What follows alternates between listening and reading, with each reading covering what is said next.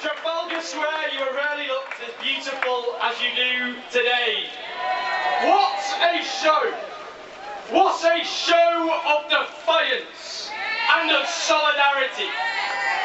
Friends, this is an army, a people's army.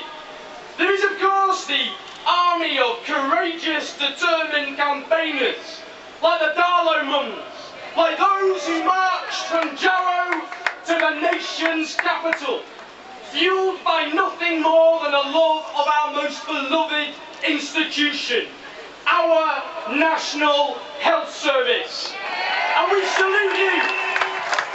We salute you, our heroes with sore feet, for sacrificing your time and energy as you fight for all of us. But friends, it is part of a much bigger army than that. It's an army that goes back decades, generations, centuries. An army that goes back to the hundreds of thousands who marched for the Toll-Puddle martyrs, those early trade unionists persecuted for standing up for the rights of working people. Like the Chartists who fought for the rights of working people. Like the suffragettes, demonised and attacked and imprisoned as they fought for the rights of women. Like those who fought for LGBT people and against racism. Those who built our welfare state, who won workers' rights, and who built our National Health Service. And indeed, like those who resisted the poll tax and booted Margaret Thatcher out of number 10. This is our people's army.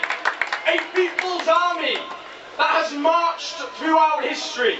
Its rank and file soldiers from all nations of this island, from all backgrounds and from all creeds. An army united throughout the centuries by a common courage, a common sense of solidarity and a common determination to confront those with power and to stand up for ordinary people. And as our ancestors marched, we march. As our ancestors spoke out, we speak out. And as our ancestors won, we too will win as well. Our NHS, one of the greatest achievements in the history of this island, the creation of a National Health Service for all, not run in the interests of profiteers. We were born into it.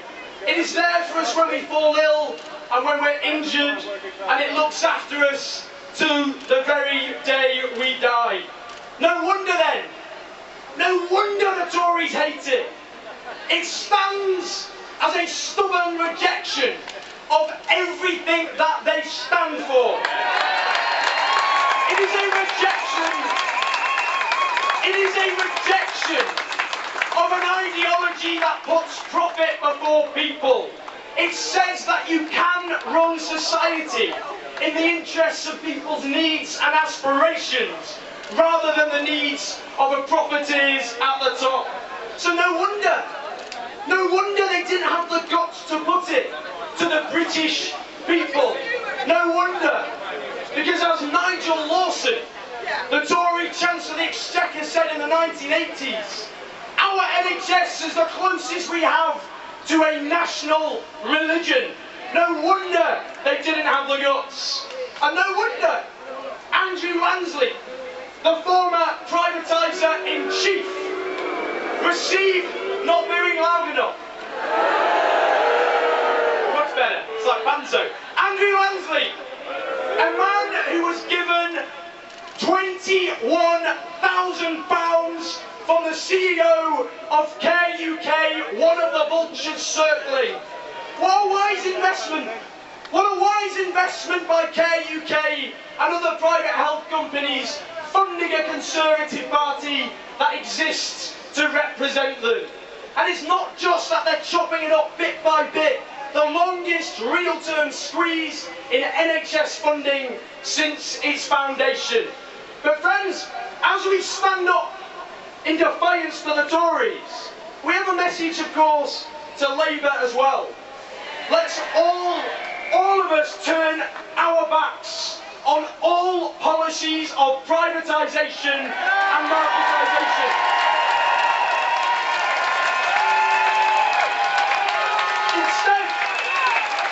Instead, let's build an NHS fit for the 21st century.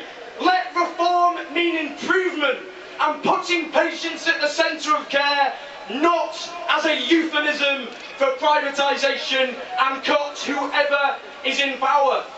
And we've just heard that commitment to repeal that bill, that privatisation bill. But our message is clear. We must hold them to that. Every single one of us. Now friends, just to wrap up, those with power, they want us to be angry, not with them. They want us to turn on each other. They want us to turn on unemployed people. They want us to turn on immigrants, the very same immigrants who keep our National Health Service alive. They want us to turn our anger on public sector workers like the nurses and doctors who look after us from cradle to grave. So if we have one message, one clear, defiant message to the Conservative Party, it is this. You will never, ever, ever divide us. Never, never, never. We stand as one against you. Because it wasn't immigrants or public sector workers or unemployed people who plunged this country into its mess. It was a financial elite which is booming whilst everybody else struggles. Those are the people we should be angry with. And finally, I'm very proud to be part of the People's Assembly, a coalition of people in the Labour Party, the Green Party, and no party at all, trade unionists, campaigners for the disabled. And the reason it's important is this. We need that solidarity.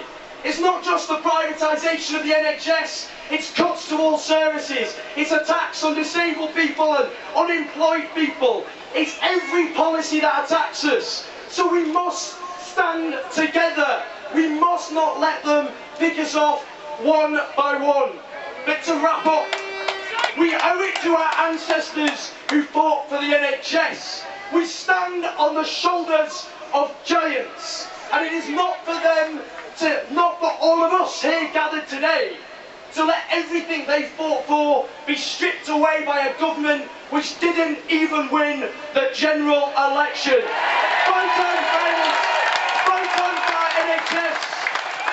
And if we stand together, we fight together, we will win this battle together.